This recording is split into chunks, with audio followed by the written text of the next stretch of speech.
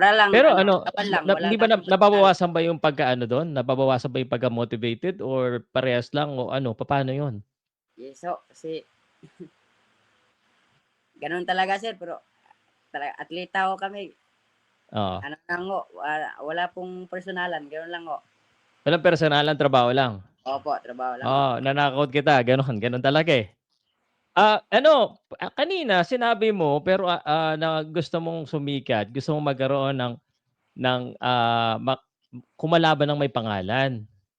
Pero ayaw mong magbanggit kung sino gusto mong kalabanin.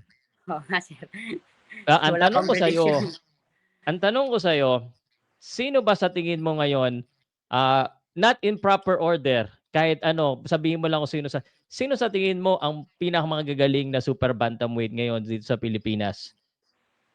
Um, si ano ho, si Tapales, tsaka siyempre yung hindi na nawala ng 3 division, Casimiro, isa na ho. Tsaka, ano ba yung dito?